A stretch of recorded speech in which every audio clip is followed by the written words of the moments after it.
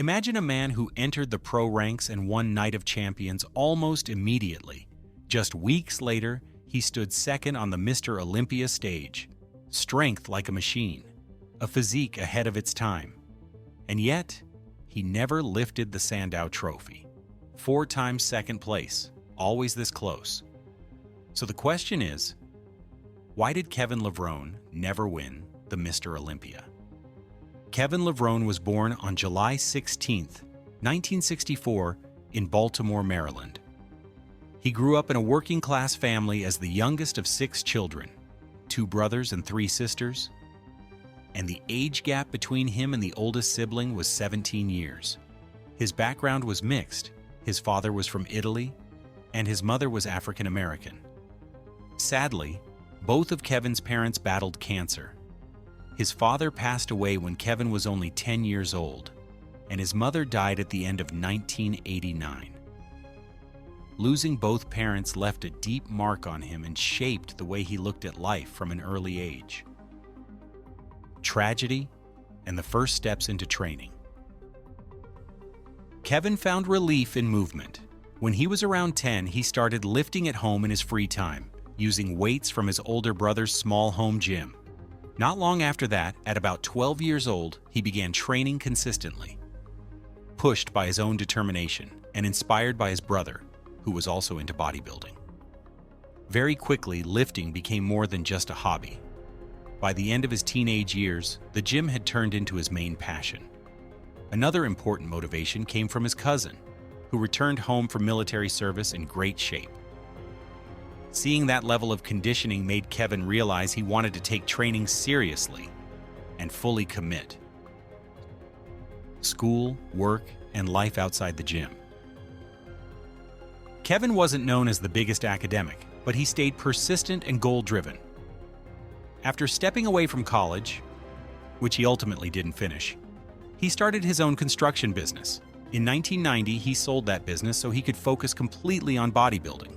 And even though training was the center of his life, he wasn't one-dimensional.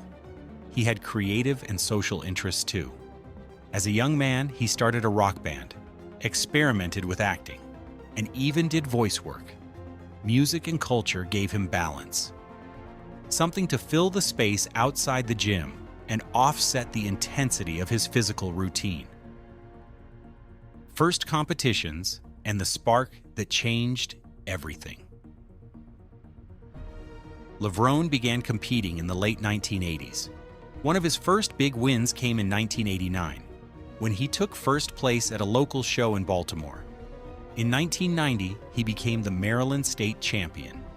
Those local victories didn't just boost his confidence. They confirmed that he had real potential. The defining moment arrived in November 1991, when Kevin won the overall title at the NPC Nationals in Pittsburgh. That victory earned him his IFBB Pro card and launched him into the highest level of bodybuilding.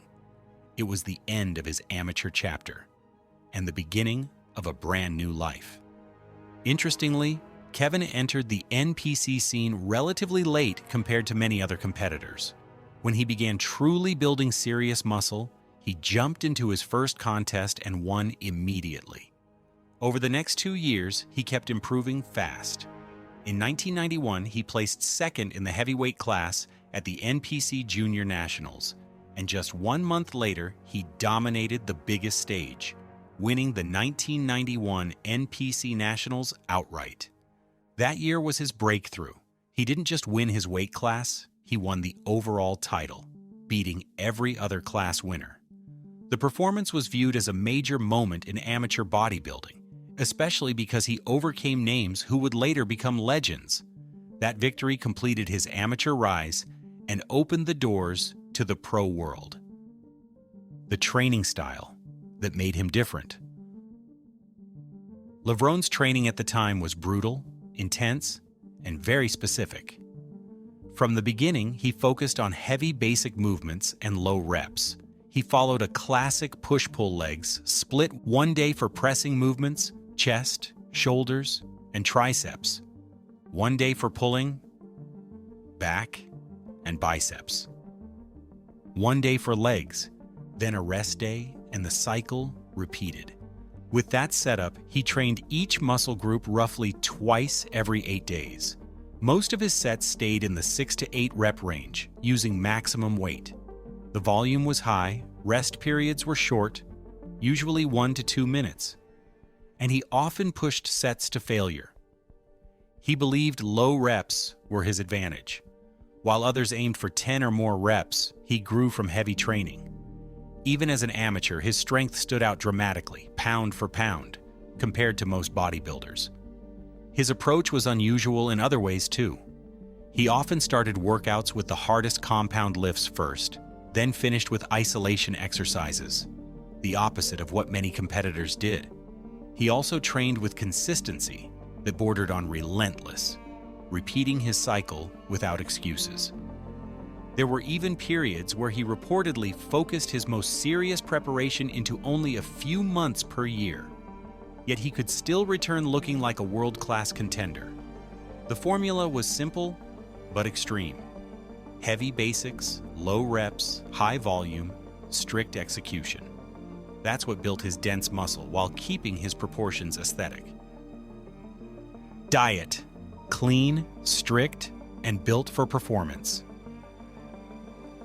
His nutrition was just as disciplined as his training. His diet was based on clean sources of protein and carbs: eggs, fish, chicken, rice, and oats. He openly said he didn't like red meat, so fish and poultry dominated his meals. In the off-season, he ate a lot of calories, but when preparing for competition, he split meals into 5 to 6 smaller portions per day. A typical contest prep day could include 6 meals: a breakfast with egg whites, a couple of yolks, and oats, followed by multiple meals of rice, paired with large servings of fish or chicken. He also used supplements strategically, recommending nitric oxide-style pre-workouts, and consistently pairing protein with carbs right before and after training. Compared to many bodybuilders of that era, his approach stood out. While others relied heavily on beef and traditional mass-building menus, he stayed strict with a fish and chicken style plan. And instead of doing a long bulk followed by a harsh crash diet, he often preferred to gradually sharpen up, essentially growing into the show. That combination, clean eating, savage training, and elite genetics, peaked in his 1991 NPC Nationals victory and carried him straight into the professional level. A pro career that exploded overnight. Winning the 1991 NPC Nationals moved Levrone into the IFBB, and in 1992, he jumped into the pro world like a storm. A week after his professional debut, he won the prestigious Night of Champions. Then, less than a month later, he placed second at the Mr. Olympia, finishing right behind Dorian Yates. For a rookie, it was unreal. Levrone later described arriving in a condition so extreme he felt like he might collapse on stage, but he still won his first major pro show and instantly became a headline name. That entrance marked the start of one of the most memorable pro careers in bodybuilding history. The injury that should have ended everything. In February 1993, Levrone suffered what could have been a career-ending disaster. While bench pressing an enormous weight, around 600 pounds, he tore both pectoral muscles. 2 major surgeries followed. The first lasted more than 8 hours, and complications, including a serious infection, threatened to derail everything. Many people believed he would never come back to the stage, but Levrone proved them wrong. He returned to competition within the same year and even won international Grand Prix events. And in an almost unbelievable comeback, he was back in top shape not long after surgery, later placing third at the Mr. Olympia. The message was clear: he wasn't done. The golden era, Arnold Classic, and European dominance. Levrone's best years delivered trophy after trophy. Many fans consider 1994 his most impressive season, a year where he won multiple pro shows, including the Arnold Classic. He won the Arnold Classic again in 1996 and collected more victories across Europe, taking top honors at major Grand Prix events in countries like Germany, Spain, and England. In that era, his name was everywhere. And at Mr. Olympia, he kept coming painfully close. In 1992, he was second. In 1995, he was second again, behind Yates. Later, he would earn more runner-up finishes during the Ronnie Coleman era. Levrone had a rare combination: symmetry, shape, and raw strength. His lifts were legendary: huge weights for reps, and power that stood out even among elite professionals. He became known not just for aesthetics, but for being one of the strongest bodybuilders ever. The dream that stayed out of reach. Even with all the wins, one prize stayed just out of his hands: the Sandow Trophy for winning Mr. Olympia. Time after time, the title belonged to other legends. First, Dorian Yates. Later, Ronnie Coleman. Levrone respected them, but he also understood how brutal the gap could be, especially when those guys showed up bigger and more dominant every year. Despite that, Levrone never stopped showing up. He fought through eras filled with monsters: Flex Wheeler, Sean Ray, Nasser El Sonbaty, and of course Yates and Coleman. Every comparison posed down felt like a war. That's why fans and media gave him a lasting label: the uncrowned king, a champion without the crown. Training principles behind the legend. Underneath the rivalries was a simple mindset. Levrone believed in structure, consistency, and foundational lifts. He often pointed to 3 key exercises that he felt hit the entire body: the bench press, the squat, and rowing movements. In his view, those were the most powerful and effective tools for building real bodybuilding mass. His routines were high volume, heavy weight, and intensely focused. But over time, he also learned that chasing extreme condition at any cost could be dangerous. After the experience of pushing too hard early on, he adjusted his approach so he could bring strong conditioning without destroying his health and energy. That meant showing up fuller and more muscular, growing into the show, rather than flattening himself through exhaustion. Legacy: the uncrowned Mr. Olympia.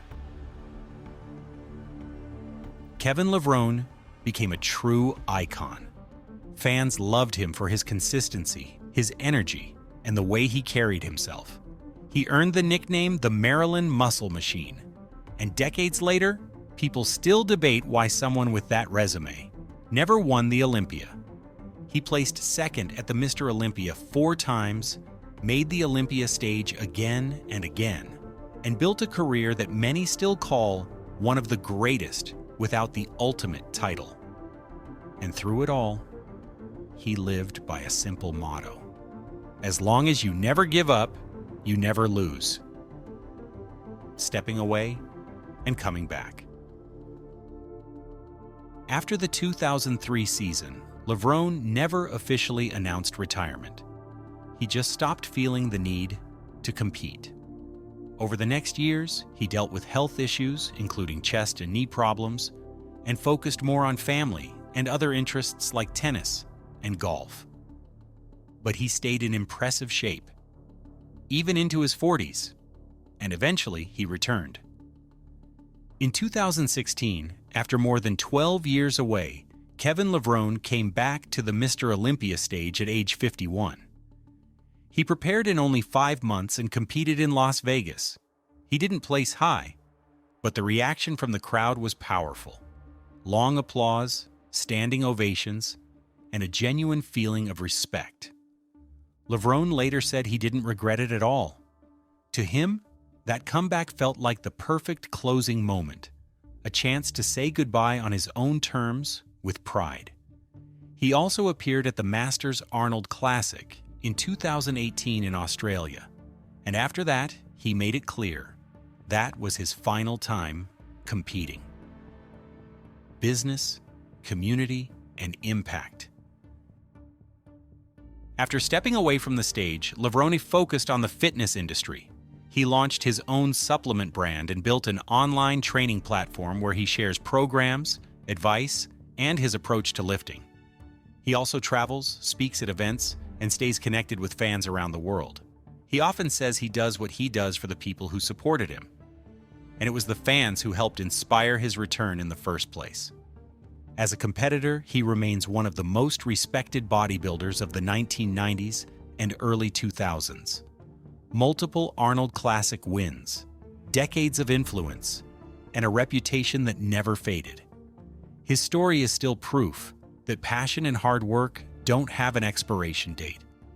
If you enjoyed the video, drop a like, subscribe, and tell me in the comments what you think. How would Arnold compare to today's classic physique guys? And where do you think he would still dominate?